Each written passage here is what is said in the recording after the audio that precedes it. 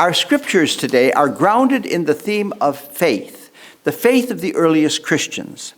The first reading from the Acts of the Apostles shows the effect of faith on the lives of the first Christians. They were so motivated by their faith that they lived in total community, sharing joyfully and generously with one another all that they had. Our second reading from the first letter of St. John is a testimony to Trinitarian faith. It describes God the Father as the one who begets. It identifies Jesus as the Son of God, and it credits the Spirit as testifying to the triumph of Jesus' death and resurrection. Then it sketches the way believers participate in this Trinitarian reality, concluding that by this faith they will be victorious over the world. This brings us to this most familiar gospel story, heard every year on the second Sunday of Easter, the story of Jesus' appearances to his disciples on the night of the resurrection and on the following Sunday, and focusing on the absence and the subsequent disbelief of the Apostle Thomas. Poor Thomas. After this episode, he will always be labeled as doubting. Maybe we feel sorry for him. Maybe we think he is being stubborn and cynical in not believing the others. Or maybe, as some have suggested, we see ourselves in him. Since, like him, our faith also rests on the testimony of others rather than on a first-hand experience of the physical presence of Jesus. Have you ever had any doubts about what you believe about Jesus Christ?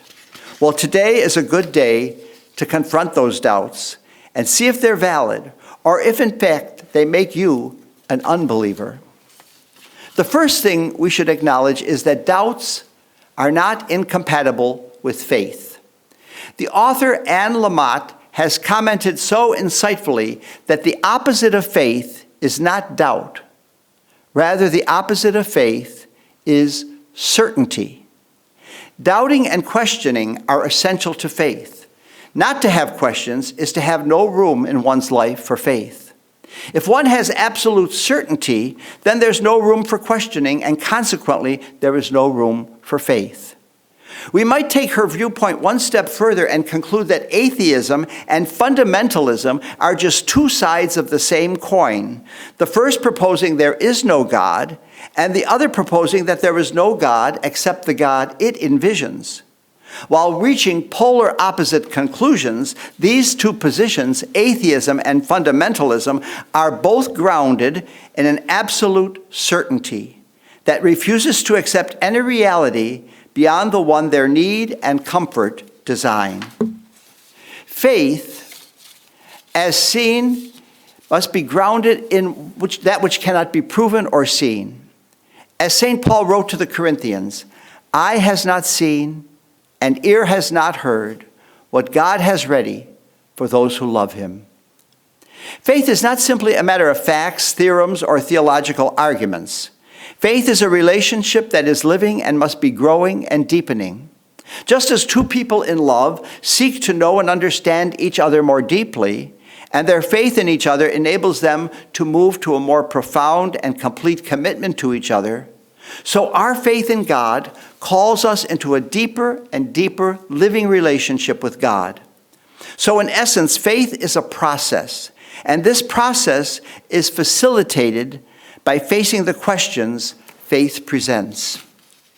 The 19th century German poet Rainer Maria Rilke captured the dynamic of this process in his letter to a young poet. He wrote, "I beg you to have patience with everything unresolved in your heart, and try to love the questions themselves as if they were locked rooms or books written in a very foreign language.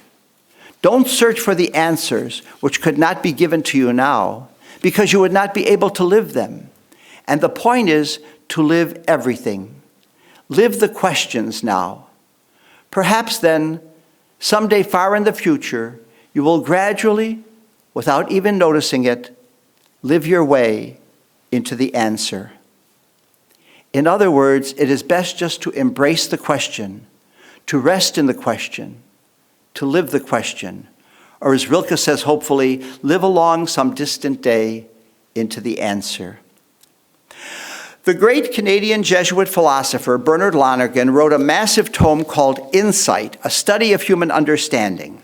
In it, he proposes that the human person has what he calls, quote, an unrestricted desire to know. That's philosophy speak for a searching heart. He says that all life consists of questions to which we provide provisional answers, but the actual result of the answer is to take us to the next question. Like a hiker seeking to reach the horizon only to find upon arrival that what is revealed is the next horizon. Life is a journey like that. If we dare follow those paths, they always take us onward to the next road. If we are faithful to the questions, they will take us to the ultimate question and the ultimate answer, the existence of God. In the Apostle Thomas's case, the question came in his doubt about the resurrection of Jesus, and the answer came in his encounter with the risen Lord. In our lives, being faithful to these questions brings us to the brink of our mortality and the meaning of life, and provides not a single answer, but a transcendent view of life without the boundaries, doubts, or disappointments imposed by ourselves or by others that we experience all through our lives here in this world. The late great Italian-American composer Giancarlo Menotti, a prolific artist who wrote many wonderful works, died at 95 years of age. Like so many artistic geniuses, most of his works are unfamiliar to the world today, and his reputation rests on a handful of classics done over and over again, the most being the familiar Christmas opera, Amal and the Night Visitors. One of his most remarkable works is a seldom performed cantata written in 1963 for the Cincinnati May Festival entitled The Death of the Bishop of Brindisi. It tells the story of a fictitious 13th century bishop in the southern Italian coastal town of Brindisi. As the work opens, we find him on his deathbed, struggling with the fact that decades before, he had sent hundreds of children off on an ill-fated crusade to recapture Jerusalem from the Muslims. Unfortunately, the children encountered a raging storm at sea, and those few who did not drown were captured and sold into slavery. The bishop relives his life struggling with the guilt of his actions and haunted by the sounds of two choruses, one of the town people who first praise and then curse him, and the other of the children who leave for war singing joyfully, only to be heard soon drowning as the music swirls around them. The bishop dies without a resolution to the question of his guilt. Then a final hushed chorus provides the key to understanding his and perhaps ultimately our own search for meaning and answers to all of life's questions, including the questions of our faith. To him and to us they sing, "Sleep, sleep in peace, O gentle pilgrim. You have not asked in vain.